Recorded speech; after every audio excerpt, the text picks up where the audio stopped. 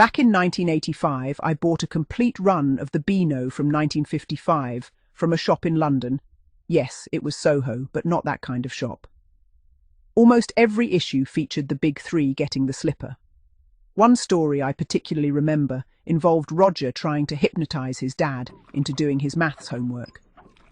His father pretended to be hypnotized, deliberately got all the answers wrong, and Roger ended up receiving a 12-stroke caning.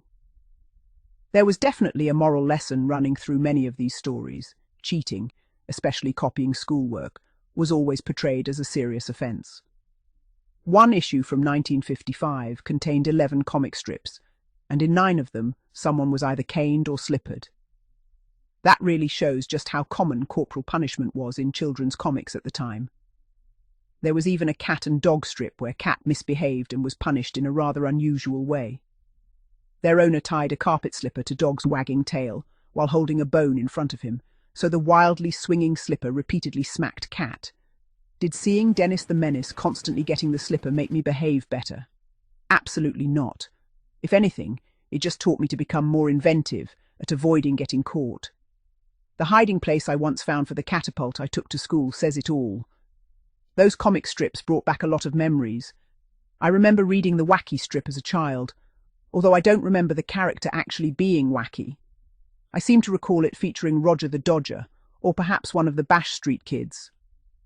Does anyone else remember it differently? I also vaguely remember Teacher's Pet, so I must have read Core when I was younger, although I don't clearly remember the characters. Children's comics were a small but important part of that social history. They helped make school punishment seem completely normal, and for me at least, made the experience feel less frightening. Growing up in the early 1970s, miniskirts were still fashionable.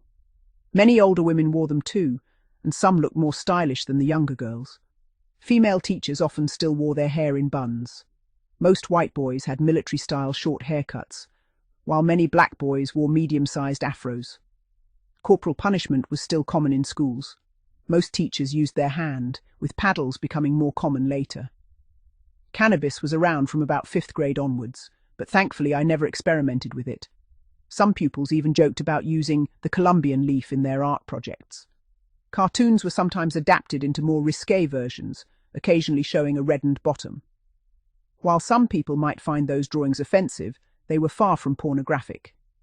School corporal punishment rarely appeared in Archie comics, although Betty and Veronica were occasionally shown being punished at home.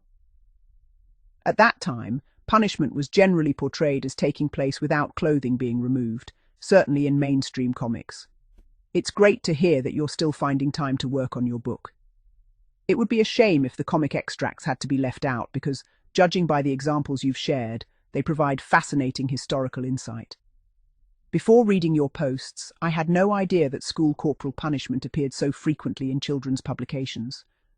My own reading as a child was mostly limited to the Eagle and Arthur Mee's children's newspaper, and I don't remember corporal punishment featuring very often in either of them.